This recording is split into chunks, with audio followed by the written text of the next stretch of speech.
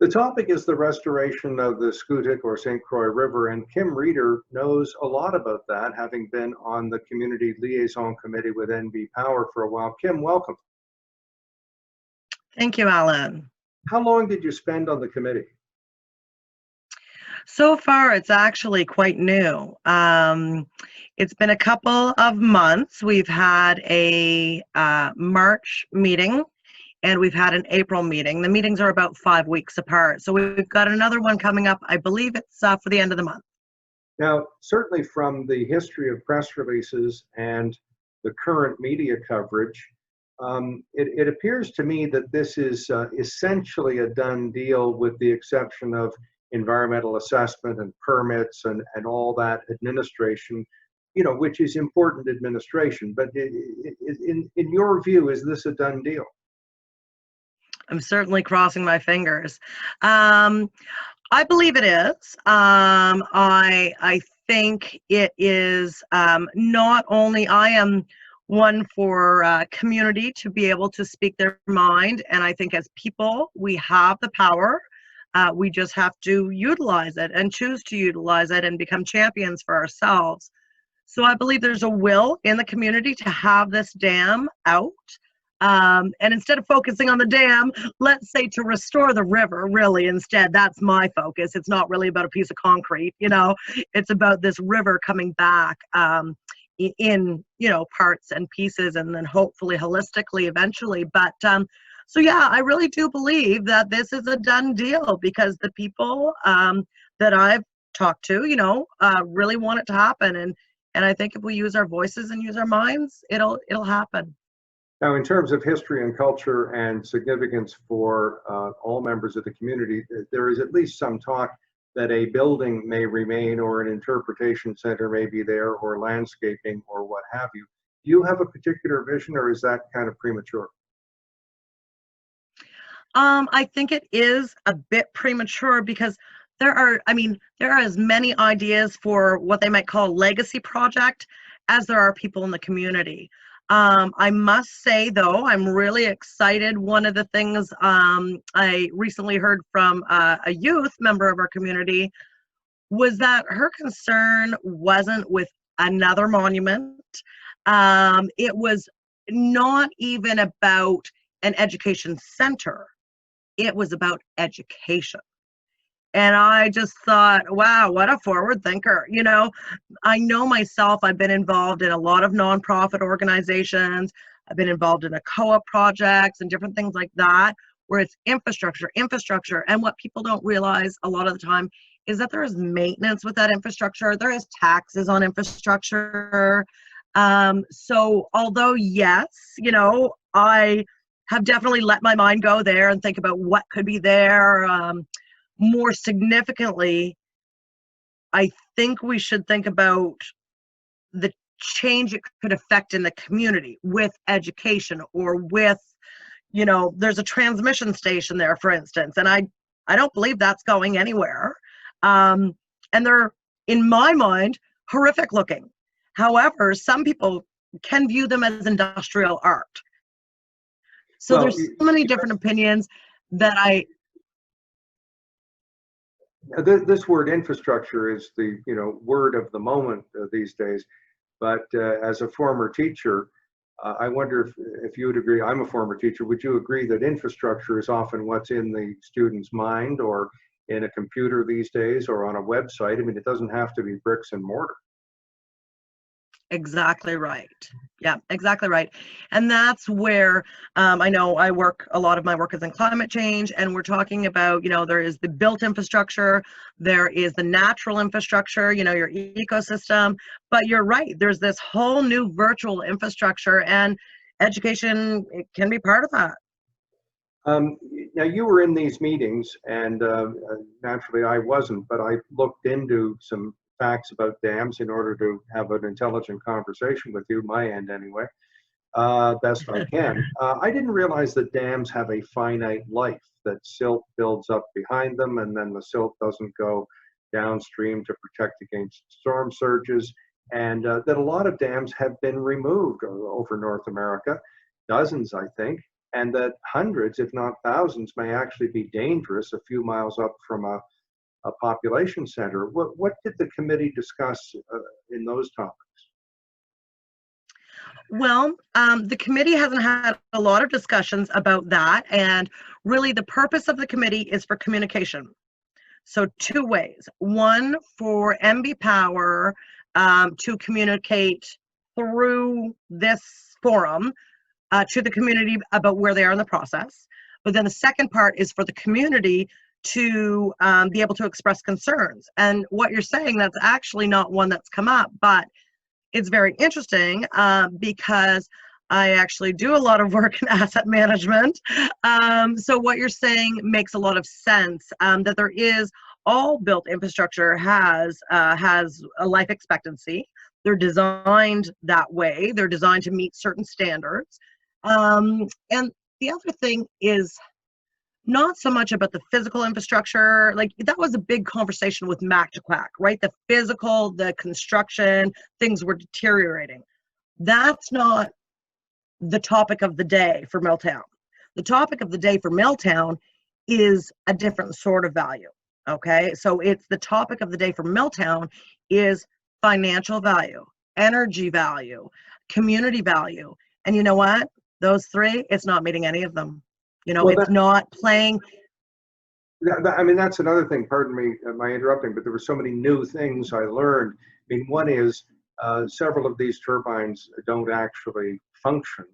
I've always thought of Right. run of the river as a reasonably clean source of electricity. I mean, there's no free lunch, as ecologist Barry Commoner said, but I've always had a good feeling about it. But several of these don't work at all. And I'm told that the amount of power that's generated could be generated with one windmill or some solar panels. Has the community discussed whether they're going to want to replace the power? I mean, they don't get their power from this particular generating station, but has there been any talk of replacing the power? There was actually at our last meeting, there was a bit of that discussion. And I guess that conversation, you're right, it's not that, and that's what a lot of people don't quite comprehend, is that it's not like that power is being taken out of St. Stephen and we are going to be less power, right? It's more, it feeds into a grid. But the real question there, in my mind at least, is, you know, there's a certain part of MB Power's portfolio, and this is not something we've discussed at the CLC meetings, but there's a certain part of MB Power's portfolio that powers New Brunswick. And then there's a certain part of that portfolio that is for sale and for profit. And I think, you know, before we talk about replacing power, we should talk about conserving power and not using as much power, because I think there's a lot to do in that portfolio too.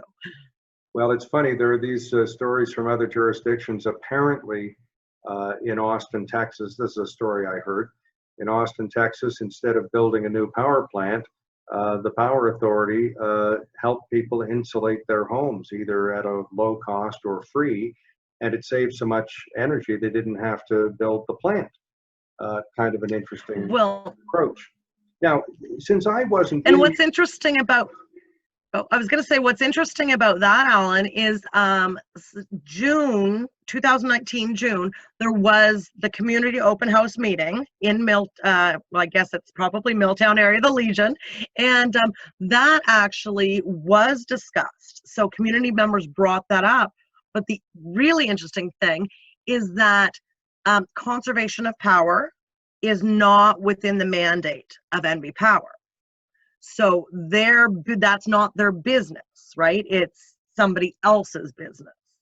So it'd be nice if those two things were a little bit more, you know, designed holistically, but right now they're not, and that's not the mandate of NB Power. The NB Power mandate is something like providing power at the least cost. Well, let's say, in another way of phrasing it, it's probably in everybody's mandate, but you know, maybe there are other That's mandates right. that take precedence. Now, I wasn't in those meetings. I would have enjoyed being in them. And for those who are watching this who weren't in them, what else was discussed that you think the community should know? Well, one of the only major, I would call it any other major sort of concern, because really, I mean, I can't see that there's not, that everyone wouldn't be on board with taking out a piece of concrete. So I think the only other concerns are tied to perhaps community identity. There was the cotton mill at one point that lasted quite a long time within the community, and in fact was an economic center of the community. However, I guess the thing is that is part of our history. But there are a lot of there's future in front of us as well, I guess is what I want to say. And I think that by taking out a piece of concrete, no one is dismissing the history that's been there and what the community was built on. I think we're just entering a new chapter in community identity, and I guess to me that's pretty exciting. You know, I think that during this larger community conversation, it'd be nice to turn the tables a little bit, and, you know, instead of focusing on the damage to what some might perceive as a damage to, you know, the identity, is think about the future, think about our desires, think about the new chapter that we want to write, you know, and not focus on perceptions. You know, I think in this whole NB Power, Milltown, river restoration, I think one of the issues I've seen is that a lot of people think they're discussing the same issue, and it turns out that they're discussing their perception of the issue. It's kind of like you know, like marriage.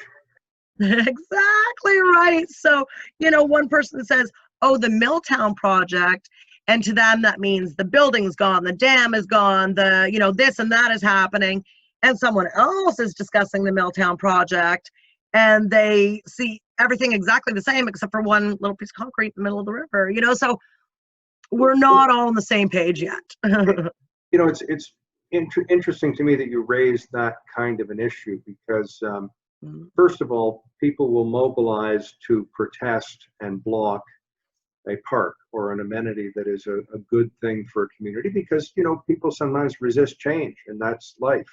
I think that was really well documented by Robert Caro in the book The Power Broker, about Robert Moses, the you know, huge builder of things in New York City.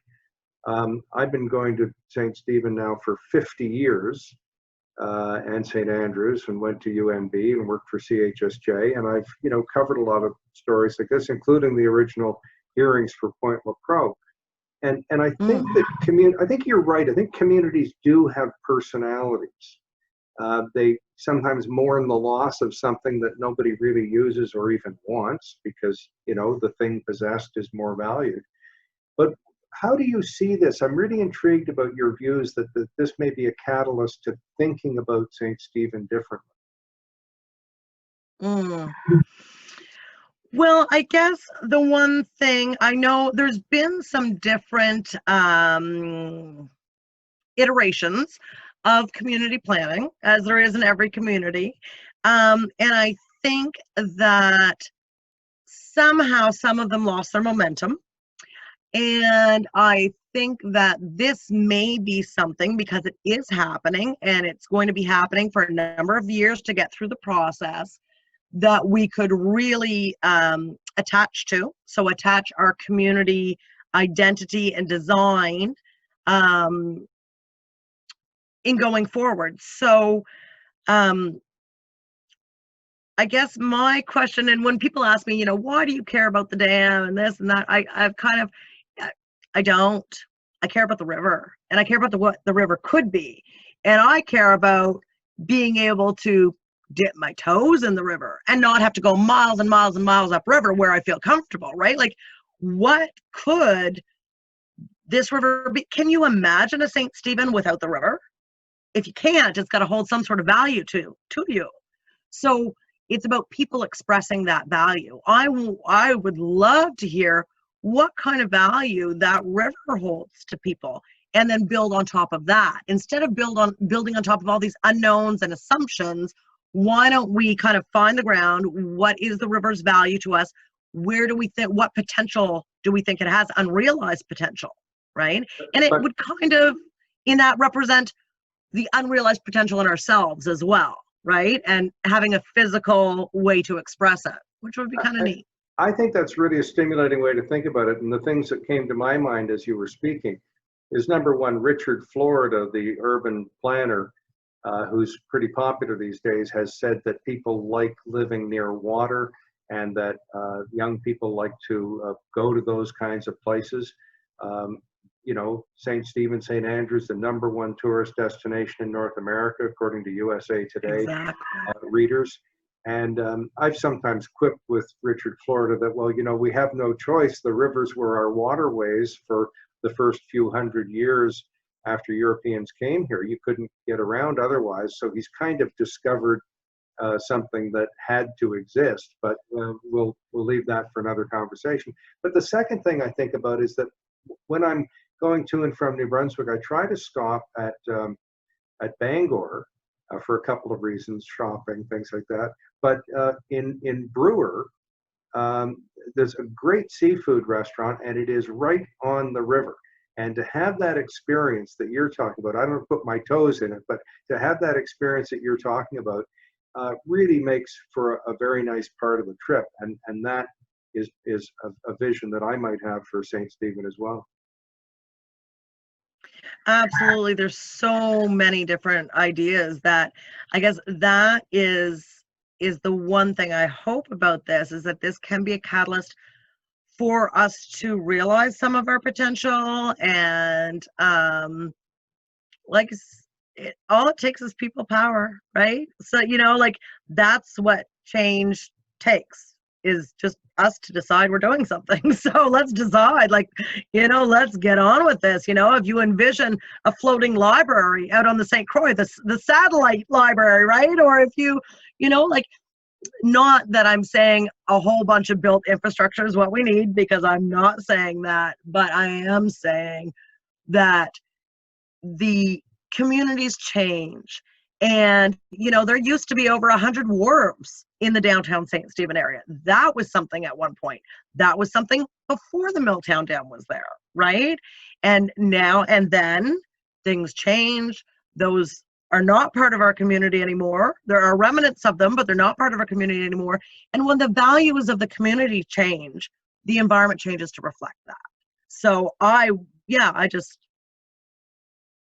Two final thoughts. One, have I missed asking you a proper question that you wanted to answer? Is there something that you wish you could have said that I didn't let you because of my youthful exuberance in interrupting you? Any final thoughts?